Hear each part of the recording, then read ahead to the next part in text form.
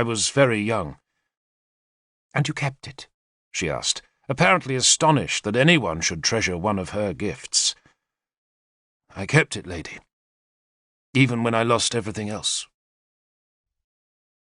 The Princess Cheleth interrupted us by asking what business had brought us to Khersus. I'm sure she already knew, but it was politic for a princess to pretend that she was outside men's counsel. I answered by saying we had been sent to determine whether war was inevitable. And is it? The princess asked with understandable worry, for on the morrow her husband would go south towards the enemy. Sadly, lady, I answered, it seems so. It's all Arthur's fault, Princess Cheleth said firmly, and her aunts nodded vigorously. I think Arthur would agree with you, lady, I said, and he regrets it. Then why does he fight us? Cheleth wanted to know. Because he is sworn to keep Mordred on the throne, lady. My father-in-law would never dispossess Uther's Cheleth said fiercely. Lord Derval almost lost his head through having this conversation this morning, Kynwyn said mischievously. Lord Derval, Galahad intervened, looking up from the latest fox chase, kept his head because he is beloved by his gods. Not by yours, Lord Prince? Cheleth asked sharply. My god loves everyone, lady. He is indiscriminate, you mean? She laughed.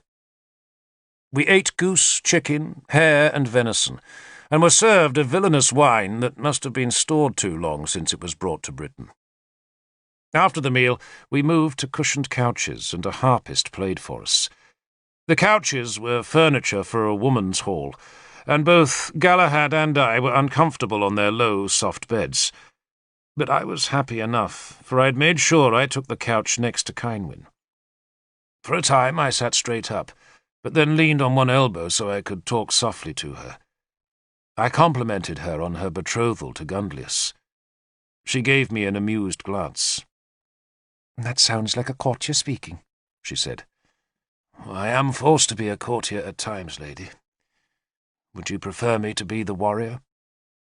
She leaned back on an elbow so we could talk without disturbing the music, and her proximity made it seem as though my senses floated in smoke. My Lord Gunlius, she said softly, demanded my hand as the price of his army in this coming war. Then his army, lady, I said, is the most valuable in Britain. She did not smile at the compliment, but kept her eyes steadily on mine. Is it true, she asked very quietly, that he killed Nowena? The bluntness of the question unsettled me. What does he say, lady? I asked, instead of answering directly. He says, and her voice was even lower so that I could scarcely hear her words, that his men were attacked, and that in the confusion she died. It was an accident, he says. I glanced at the young girl playing the harp. The aunts were glaring at the two of us, but Cheleth seemed unworried by our talking. Galahad was listening to the music, one arm around the sleeping Perthel. I was on the tour that day, lady, I said, turning back to Kynwyn. And? I decided her bluntness deserved a blunt answer. She knelt to him in welcome, lady, I said, and he ran his sword down her throat. I saw it done. Her face hardened for a second.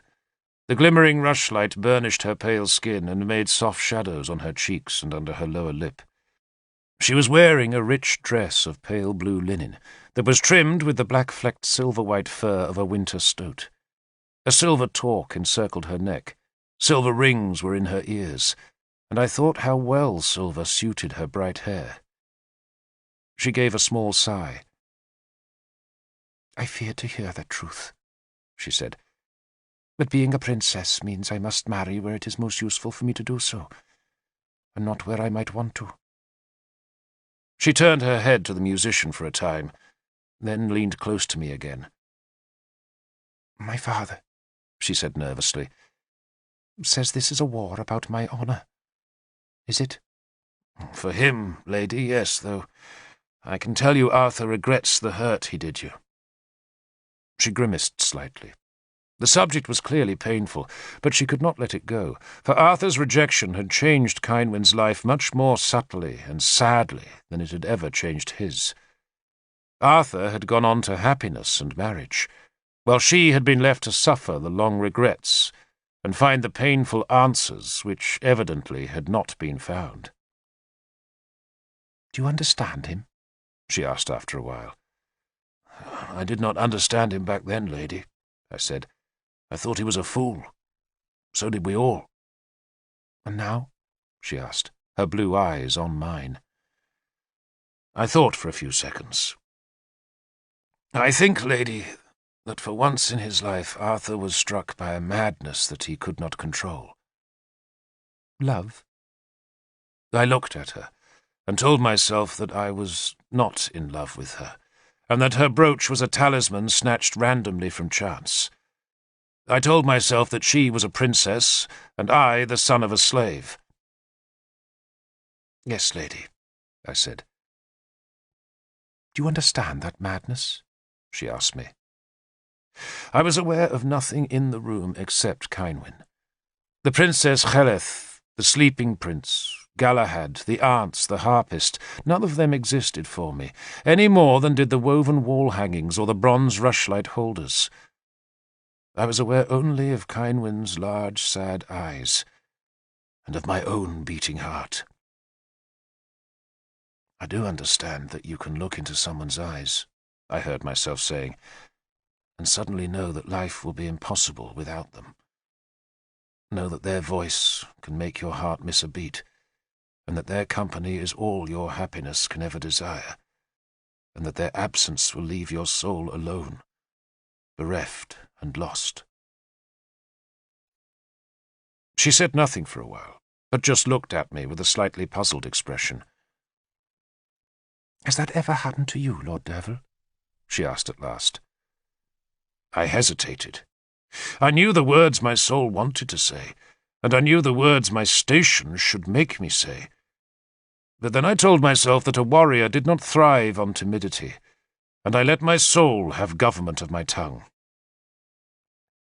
"It has never happened until this moment, lady," I said. It took more bravery to make that declaration than I had ever needed to break a shield wall. She immediately looked away and sat up, and I cursed myself for offending her with my stupid clumsiness. I stayed back on the couch, my face red and my soul hurting with embarrassment, as Kynwyn applauded the harpist by throwing some silver coins onto the rug beside the instrument. She asked for the Song of Rhiannon to be played. "I thought you were not listening, Kynwyn," one of the aunts said cattily. "I am, Tonwyn, I am, and I am taking a great pleasure in all I hear," Kynwyn said. And I felt suddenly like a man feels when the enemy's shield wall collapses. Except I dared not trust her words. I wanted to. I dared not. Love's madness, swinging from ecstasy to despair in one wild second. The music began again. Its background the raucous cheers coming from the great hall where the warriors anticipated battle. I leaned all the way back on the cushions, my face still red as I tried to work out whether Kynwyn's last words had referred to our conversation or to the music. And then Kynwyn lay back and leaned close to me again. "I do not want a war fought over me," she said. "It seems inevitable, lady." "My brother agrees with me." "But your father rules in Powys, lady." "That he does," she said flatly. She paused, frowning, then looked up at me. "If Arthur wins, who will he want me to marry?" Once again the directness of her question surprised me, but I gave her the true answer. "He wants you to be Queen of Siluria, lady," I said. She looked at me with sudden alarm. "Marry to Gunlius?" "To King Lancelot of Benwick, lady," I said, giving away Arthur's secret hope. I watched for her reaction. She gazed into my eyes, apparently trying to judge whether I had spoken the truth. "They say Lancelot is a great warrior," she said after a while, and with a lack of enthusiasm that warmed my heart. "They do say that, lady, yes," I said. She was silent again. She leaned on her elbow and watched the harpist's hands flicker across the strings, and I watched her. "Tell Arthur," she said after a while and without looking at me, "that I hold no grudge. And tell him something else." She stopped suddenly. "Yes, lady," I encouraged her. "Tell him that if he wins," she said, then turned to me and reached a slender finger across the gap between our couches to touch the back of my hand, to show how important her words were. "That if he wins," she said again, "I shall beg for his protection." "I shall tell him, lady," I said, then paused with my heart full. "And I swear you mine, too, in all honour." She kept her finger on my hand, her touch as light as the sleeping prince's breath. "I might hold you to that oath, Lord Derval," she said, her eyes on mine. "Till time ends and evermore, that oath will be true, lady." She smiled, took her hand away and sat up straight. And that night I went to my bed in a daze of confusion, hope, stupidity, apprehension, fear, and delight.